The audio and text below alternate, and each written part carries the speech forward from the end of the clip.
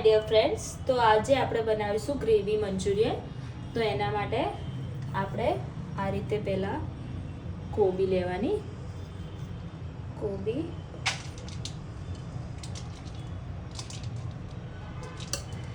આપણે જરૂરિયાત પ્રમાણે કોબી લેવાની. બીજી કોબી ગ્રેવી માટે બી રાખવાની. મેં આટલી કોબી લીધી છે, એકદમ ઝીણી સમારેલી, અને આટલી જે છે એ ગ્રેવી માટે રાખી છે. પછી એની અંદર થોડું ગાજર એડ કરી દેવાનું. મેં કોબીનું પ્રમાણ વધારે રાખ્યું છે. પછી એમાં કેપ્સિકમ, મરચાં અમુક લોકો નાખતા હોય છે, અમુક લોકો નથી નાખતા હોતા, તો અમે નાખીએ છીએ. એટલે આટલા કેપ્સિકમ, મરચાં અને આટલા જે છે એ ગ્રેવી માટે છે. પછી આની અંદર આપણે નાખીશું થોડા જે લીલા મરચાં, તીખા લીલા મરચાં આવે એ, અને બીજા જે છે આટલા વધ્યા છે એ આપણે ગ્રેવીમાં નાખીશું. તો આ બધું પહેલાં આપણે મિક્સ કરી દેવાનું. તમે હાથથી બી કરી શકો છો. આ રીતે મિક્સ કરી દેવાનું. પછી આની અંદર આપણે નાખવાનું મરીનો પાવડર,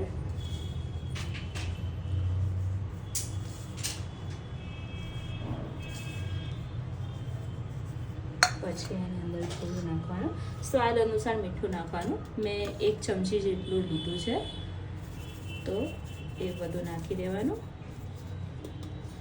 પછી બીજું આજીનો મોટો નાખી શકો છો તમે, તો એ નાખવાનું, અને આ બધું ફરી મિક્સ કરી દેવાનું. તો આપણે આમાં થોડો થોડો લોટ ઉમેરતું જવાનું. તો મેં મેદો લીધો છે, 3 ચમચી મેં પહેલાં નાખી છે. હવે આ મિક્સર જે છે આપણે એ બધું હાથથી જ મિક્સ કરવાનું.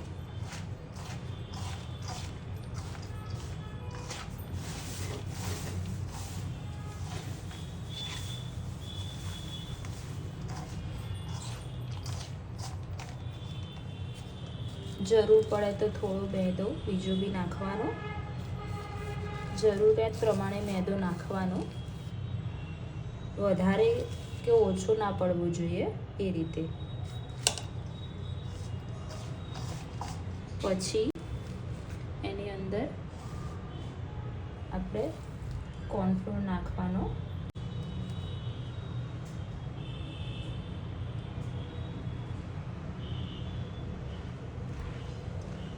કોર્નફ્લોર નાખીને આ બધું આપણે બરાબર મિક્સ કરી દેવાનું. તો આપણે આ રીતે મિક્સ કરી લીધું છે. આમાં તમે આદુ અને લસણની પેસ્ટ નાખવી હોય તો તમે આમાં નાખી શકો છો. મેં નથી નાખી, કારણ કે આમાં ગ્રેવીમાં આપણે નાખીશું. હવે આપણે આના એકદમ નાના નાના બોલ્સ તૈયાર કરી દઈશું. આ રીતના બધા બોલ્સ રેડી થઈ જાય પછી એને આપણે તળી દેવાના. તો આ રીતે આપણે મંચુરિયન બોલ્સ બનાવીને તૈયાર કરી દેવાના. આ રીતે મેં આની સાઈઝ સહેજ મોટી રાખી છે. તમારે રાખવી હોય તો તમે સહેજ નાની બી રાખી શકો છો. હવે આને આપણે તળવાનું છે. તો આપણે આ રીતે એક કઢાઈમાં તેલ મૂકી દેવાનું. તેલ ગરમ થાય એની રાહ જોવાની. તો હવે તેલ ગરમ થઈ ગયું છે, તો આપણે હવે આમાં એક બોલ બધા એડ કરતા જઈશું, અને બધા બોલ્સ અલગ અલગ રીતે નાખવાના, અલગ અલગ જગ્યાએથી, એટલે બધા ભેગા ના થઈ જાય. આ રીતે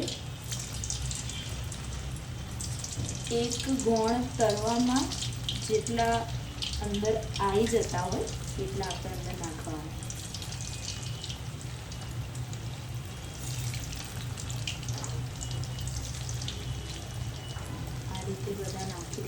અંદર. આમાં અમુક લોકો કલર બી નાખતા હોય છે, તમને કોઈ આપણા કલર નાખ્યો નથી, મેં એમનામાં જ રાખ્યા છે. અને લાલ કલર આવે એના માટે બધા કલર નાખતા હોય છે.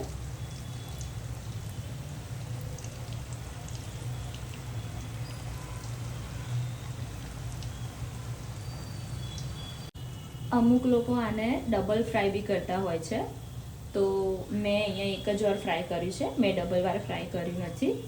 અને બીજી વાત એ કે તમે જ્યારે આને તળવા મૂકો ત્યારે એકદમ ધીમો ગેસ કરી દેવાનો, ધીમા ગેસે એને તળવા દેવાનું, અને થોડું નીચે તળી જાય પછી એને હલાવવાનું. તો આપણે આ રીતે મંચુરિયન બોલ્સ તૈયાર કરી દીધા છે. આ કલરના, આટલા કલરના થવા દેવાના. આ રીતે આપણે આમાંથી વધારાનું તેલ બધું કાઢી દેવાનું જે હોય. તો આ રીતે આપણે બોલ્સ બનીને બધા તૈયાર છે, તમે જોઈ શકો છો. એકદમ ક્રિસ્પી બોલ્સ બની ગયા છે. હવે આપણે બનાવીશું ગ્રેવી. તો આપણે એના એ જ કઢાઈમાં 3 થી 4 મોટી ચમચી જેટલું તેલ લઈ લેવાનું. પછી એમાં આપણે લસણ ઉમેરવાનું,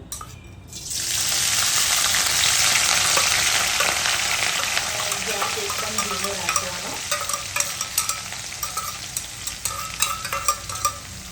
લીલું લસણ આપણે અંદર ઉમેરવાનું.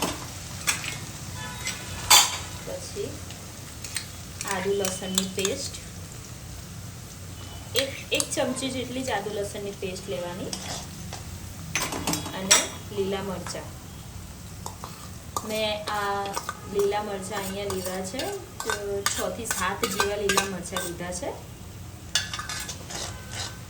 અને આ બધું એને શેકાવા દેવાનું થોડી વાર.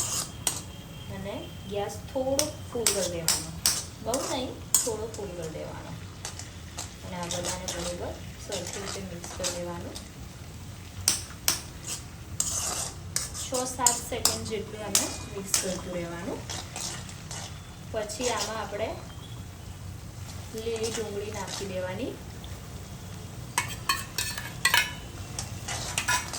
અને આને પછી શેકાવા દેવાનું.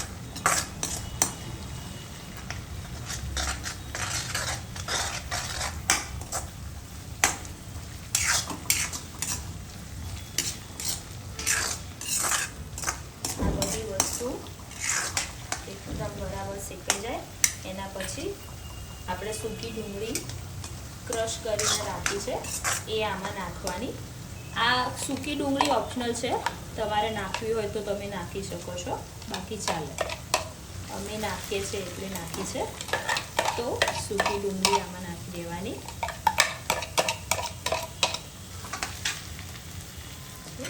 આ બધું બરાબર મિક્સ કરી દેવાનું. અને પછી એમાં કેપ્સિકમ, જે આપણે કેપ્સિકમ બી જે ક્રશ કરીને રાખ્યું હતું એ આમાં એડ કરી દેવાનું.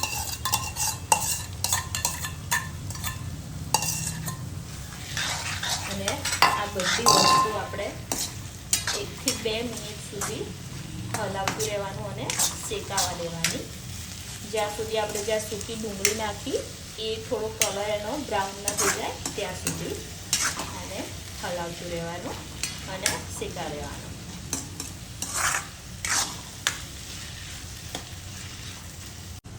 આપણે આ બધી વસ્તુ બરાબર આમાં શેકાઈ ગઈ છે. હવે જે શાકભાજી આપણું જે પેલા નાના બોલ્સ બનાવતી વખતે, મંચુરિયનના બોલ બનાવતી વખતે જે વધ્યું હોય એ બધું શાકભાજી આમાં આપણે નાખી દેવાનું. આવી ગઈ. અને જે થોડું ગાજર વધ્યું હતું એ ગાજર બી આમાં નાખી દેવાનું. મેં આમાં કોબી અને ગાજર નાખી દીધું છે. હવે આને આપણે બરાબર મિક્સ કરતું રહેવાનું. આ વસ્તુને બી આપણે 3-4 મિનિટ સુધી આમના આમ ચડવા દેવાની અને હલાવતું રહેવાનું. પછી પછી આમાં બધા સોસ આવશે અંદર નાખવાના, ત્યાં સુધી આપણે આને હલાવતું રહેવાનું અને ગેસ એકદમ ધીમો કરી દેવાનો, ધીમા ગેસે આને ચડવા દેવાનું એમ.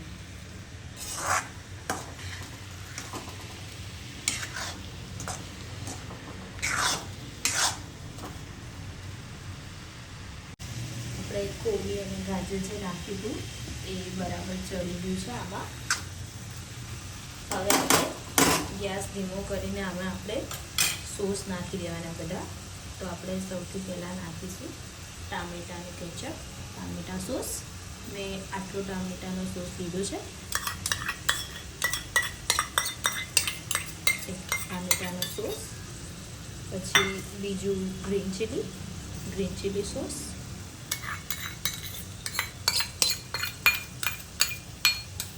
સોસનું પ્રમાણ તમે તમારી રીતે વધારે ઓછું રાખી શકો છો. પછી આમાં આપણે એડ કરીશું રેડ ચીલી સોસ. અમારે બધા તીખું વધારે ખાય છે એટલે મેં રેડ ચીલી સોસનું પ્રમાણ થોડું વધારે નાખ્યું છે. અને હવે આ બધાને પહેલાં આપણે મિક્સ કરી દેવાનું. બધા સોસીસ જે નાખ્યા એ બધા આપણે મિક્સ કરી દેવાના. સોસ આ રીતે મિક્સ થઈ જાય પછી આમાં આપણે સોયા સોસ એડ કરવાનો. સોયા સોસ એ કલર માટે જ હોય છે, એટલે મેં તો આને કલર માટે જ યુઝ થતો હોય છે, એનો કલર ચેન્જ થાય. આપણે પણ થોડું નાખતું જવાનું ને જોતું જવાનું, બહુ કલર ચેન્જ કરવાનું નથી આપણે. એટલે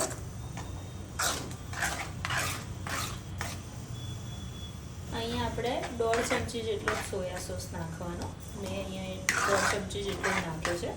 કલર પકડી લેતો હોય છે સોયા સોસ, એટલે આપણે બહુ નહીં નાખવાના, નહીંતર પછી બધું બ્લેક થઈ જશે. આ રીતે બધું નાખી દીધું.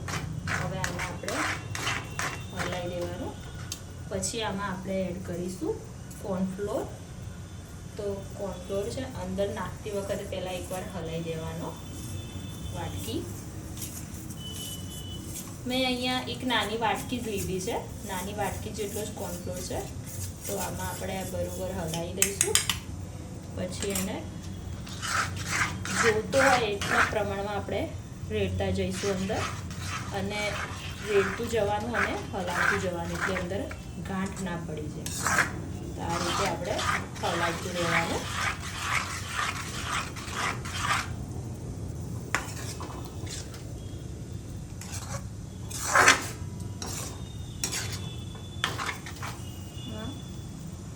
થોડું એડ કરવાનું, આટલું રહેવા દેવાનું.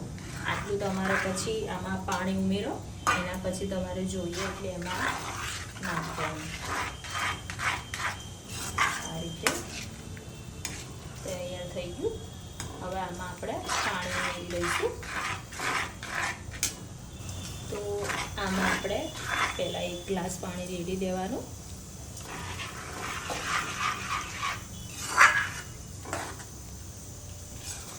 આ 1 ગ્લાસ પાણી રેડીને આપણે આને અંદર રહેવા દેવાનું.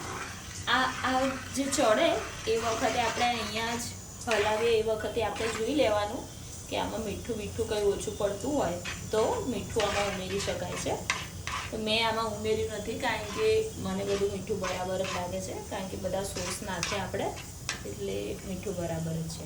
પણ આ તો કોઈને ચડિયાતું જોઈતું હોય તો ઉપરથી તમે નાખી શકો છો આ જ વખતે, ચડતું હોય એ વખતે.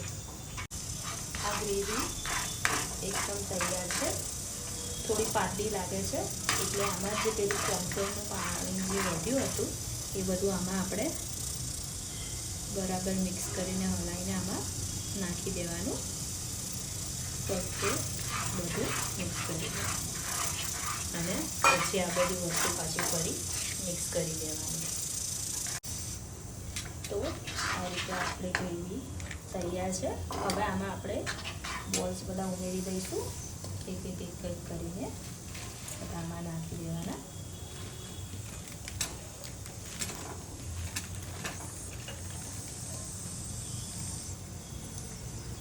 બધું મિક્સ કરી દેવાનું.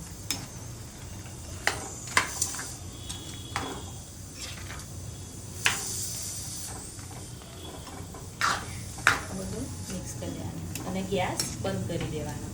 પછી આમાં આપણે ઉપરથી જે લીલી ડુંગળી હતી એનો જે પાછળનો ભાગ કહેવાય એ લીધો તો એ આમાં આપણે ઉપરથી નાખી દેવાનો, સ્પ્રિંકલ્સ કરી દેવાનો.